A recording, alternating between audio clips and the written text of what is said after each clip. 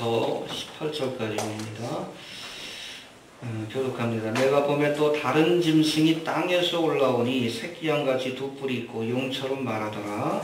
저가 먼저 나온 짐승의 모든 권세를 그 앞에서 행하고 땅과 땅에 거하는 자들도 처음 짐승에 대해 경배하게 하니 곧 죽게 되었던 상처가 나은 자니라.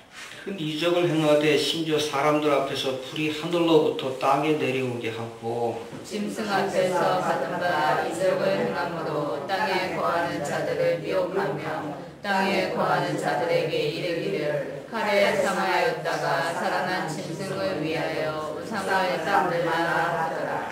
저가 권세를 받아 그 짐승의 우상에게 생기를 주어 그 짐승의 우상으로 말하게 하고 또 짐승의 우상에게 경배하지 아니하는 자는 며칠든지 다 죽이게 하더라. 저가 모든 자, 곧 작은 자나 큰 자나 부자나 빈곤한 자나 자유한 자나 종들로 그 오른손에는 이마에 표를 받게 하고 누구든지 이 표를 가진 자 외에는 매매를 못하게 하니 이 표는 곧 짐승의 이름이나 그 이름의 수라. 지혜가 여기 있으니 총명 있는 자는 그 짐승의 수를 세어보라. 그 수는 사람의 수니 666이니라. 아멘. 요한계시록 12장과 13장에 소개된 사탄마귀의 삼위일체 우리 정리해 봅니다. 해봅시다. 용, 붉은 용으로 표현되어 있죠. 그리고 13장 전반부에 보면 바다에서 올라온 짐승 해봅시다. 바다에서 올라온 짐승. 바다에서 올라온 짐승. 오늘 본문에는 땅에서 올라온 짐승. 이게 바로 사탄마귀의 삼위일체, 용과 두 짐승. 용이 상징하는 것은 사탄마귀, 그리고 바다에서 올라온 짐승은 적그리스도, 그리고 오늘 본문 땅 위에서 올라온 이 짐승은 거짓 선지자를 그렇게 상징하는 그런 모습이라고 생각하시면 될 것 같습니다. 오늘은 그 가운데 세 번째인 이 땅에서 올라온 짐승, 이 적그리스도의 거짓 선지자에 대해서 우리 생각해 보고자 합니다. 본문을 통해 땅에서 올라온 짐승의 행적을 살펴보면 저가 사탄의 화신인 이 적그리스도, 그죠? 앞으로 이 세계의 통치자가 될 정치, 경제, 군사 이 모든 것들을 통합해서 세계의 대통령, 독재자로 서게 될 이 적그리스도를 신격화하고 마치 저가 신인 것처럼 신격화하고 온 세상 사람들로 하여금 저를 섬기도록 그렇게 미혹하게 될 것이다라고 오늘 성경은 예언되어 있습니다. 적그리스도가 세상을 구원한 메시아인 것처럼 그렇게 소개하는 이 거짓 선지자, 바로 그것이 바로 땅 위에서 올라온 짐승의 모습이다라고 이해하시면 될 것 같습니다. 여러분, 이 땅에 루시퍼를 추종하면서 세계 정부를 세우기 위해 비밀스럽게 오랜 기간 동안 몇백 년의 그 역사가 있습니다. 암암리에 활동하고 있는 그런 어둠의 세력들이 있어요. 그래서 우리 성경에 보니까 우리의 싸움은 철과 육에 대한 것이 아니요 정사와 권세와 이 어둠의 세상 주관자들과 하늘에 있는 악의 영들에 대한 것이다. 여러분, 이 땅에 하나님의 백성들이 하나님의 나라, 그렇죠? 교회라는 조직을 통해 하나님의 나라를 세우기 위해서 애쓰고 있다면 여러분, 루시퍼를 추종하는 세력들, 어둠의 세력들이 이 땅에 자신들의 나라를 세우기 위해 우리는 알지 못했지만 저도 최근에 알게 된 건데요. 오랜 동안, 그래서 여러분 프리메이슨의 기원을 살피면 1717년, 그 전에 그 바벨탑 사건하고까지 연결이 되니까 오랜 동안 이 땅에 자신들의 나라, 사탄이 지배하는 그러한 세상을 만들기 위해서 애써왔던 그런 비밀스러운 그러한 조직들이 있습니다.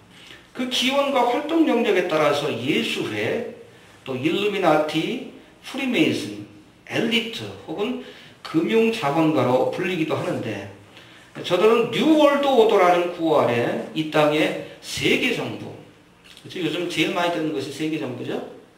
세계정부, 성경적으로 표현한다면 이것이 바벨론 제국이고 마지막 적그리스도의 나라가 될 겁니다. 이해가 됩니까? 앞으로 세워질 세계정부는 이 땅에 평화를 가져오고 안전을 가져오는 나라가 아니라 결국에는 적그리스도를 옹립하기 위해서 세워지는 나라입니다. 적그리스도의 나라가 세계정부의 모습이다라고 여러분 이해하시면 됩니다. 이해가 되십니까? 저들이 추구하는 세계화는 결국 경제와 정치와 종교 이 세 분야에서 지금 진행되고 있어요. 알겠습니까? 뉴월드 오더를 만드는데 그걸 세 개의 분야로 나눠서 지금 진행을 시키고 있는데 뉴월드 이코노믹 오더, 뉴월드 폴리틱 오더, 뉴월드 릴리전 오더 세 분야로 나눠서 지금 진행이 되고 있습니다. 그래서 첫 번째 뉴월드 이코노믹 오더 새로운 세계의 경제 질서를 만든다는 것이 첫 번째 저들의 수행 과제입니다. 지금 경제가 굉장히 어렵죠? 세계 경제가 붕괴한다는 얘기. 예전엔 뭐 인터넷에서 뭐 음모 이론처럼 그렇게 떠돌아다니던 그런 소식이었는데 요즘 메이저 언론에서도 세계 경제가 붕괴 길로 가고 있다라고 얘기합니다. 필연적인 거예요. 세계 경제가 붕괴돼야 뉴 월드 이코노믹 오더 새로운 세계의 경제 질서를 만드는 거예요. 새로운 세계의 경제 질서는 세계의 모든 경제가 통합이 된 단일 화폐를 쓰고 처음엔 단일 화폐로 시작해가지고 이제 이게 전자화폐로 이게 전환이 될 것이고 결국은 짐승의 피하고 또 연결이 될 겁니다. 이 경제를 통합시키고 통합된 경제의 바탕 위에 정치를 통합시키고 이게 뉴월드 폴리틱 오더입니다. 뉴월드 폴리틱 오더는 여러분 세계 정부를 의미합니다. 세계 정부가 세워지게 되고 그리고 세계 정부를 총괄하는 자 그가 바로 적그리스도가 될 겁니다. 그리고 또 한 가지 분야 여러분 세계 정부가 들어서서 이 땅에 안정되게 정권을 유지하기 위해서는 종교적인 갈등의 문제를 해결해야 돼요.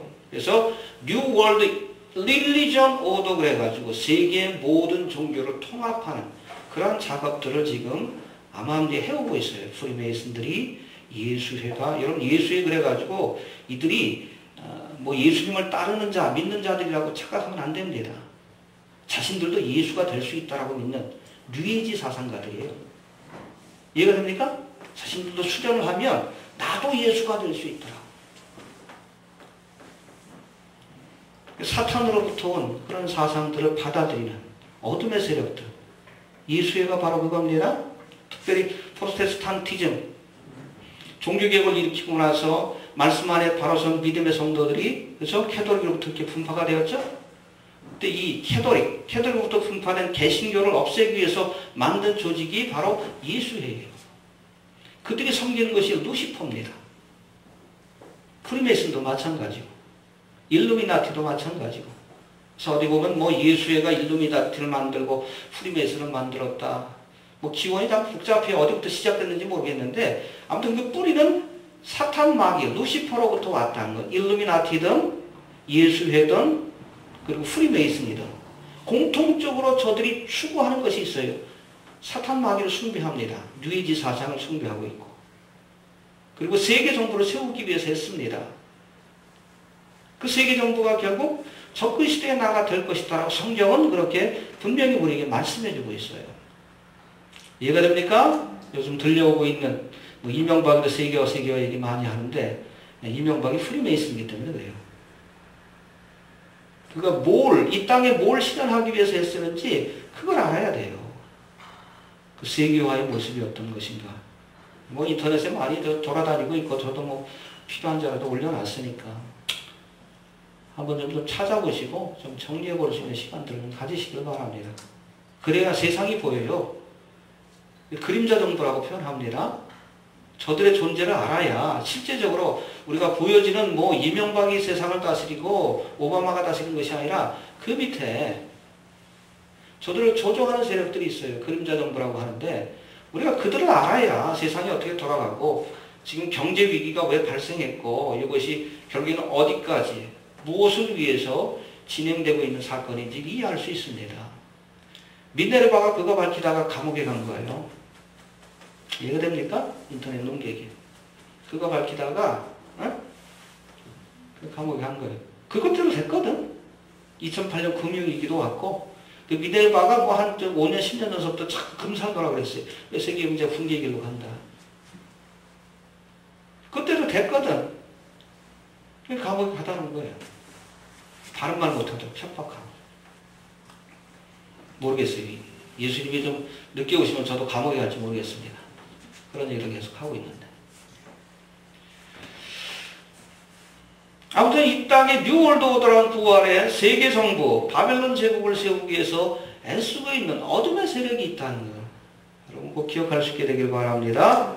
그래서 여러분 우리가 앞서 보면 13장에 보면 앞부분에 적그리스도에 대해서 나오죠. 그리고 뒷부분에는 거짓 선지자에 대해서 나오는데 이 적그리스도가 담당하는 역할은 뉴 월드 오더 가운데 경제와 정치 분야입니다.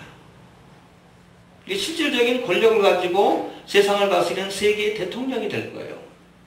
그리고 오늘 본문에 등장하는 이 거짓 선지자는 세계의 종교를 통합하는 일을 하게 될 겁니다. 그렇죠?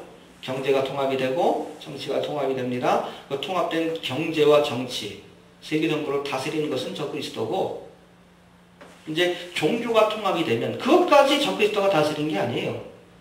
거짓 선지자가 세계 종교를 통합해서 이 통합된 종교를 가지고 처음에는 모든 종교가 같이 함께 같이 가자 그렇게 얘기할 겁니다. 누이지 사상이니까. 근데 그러다가 이제 어느 정도 시기가 오면 야 마호메트도 소용없고 부처도 소용없어. 적그리스도만 섬겨. 이해가 됩니까? 그렇게 되게 될 겁니다. 그 역할을 하는 것이 바로 오늘 본문에 등장하는 땅에서 올라온 짐승, 거짓 선지자의 역할이라고 이해하시면 될 것 같습니다. 여러분 간혹 인터넷을 보면 이 로마의 교황청을 적그리스도의 나라로 그렇게 묘사하고 교황이 적그리스도라고 주장하는 분들이 많아요. 지금도 인터넷에 가보면. 예전에 666이니 이렇게 책 나온 것들 보면 그 양반들도 교황이 적그리스도라고 계속 얘기를 합니다. 여러분 이 땅에 세계정부를 세우기 암약하는 예수회가 사실은 교황청 아래에 있는 조직이에요.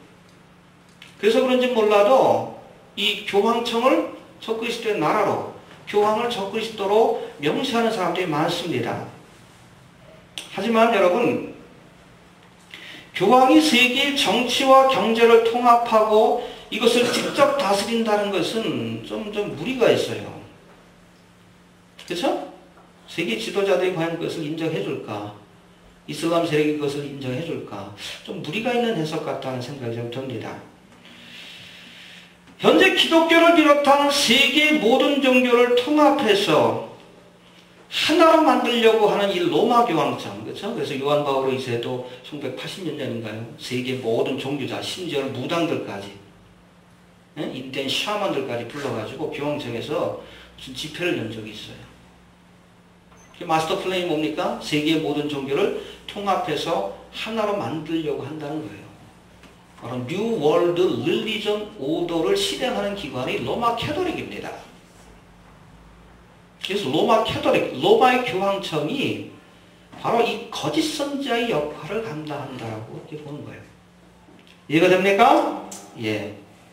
로마의 교황청은 적그리스도가 아니라 어떤 정치적인 경제적인 권력을 가지고 군사력을 가지고 실질적으로 다스리는 그런 세력이 아니라 거짓 선지자의 역할을 감당하면서 세계의 종교를 통합해서 결국엔 이 통합된 종교를 가지고 적그리스도를 우상화하는 일에 앞장을 서게 될 겁니다. 그림이 그려지시죠? 예.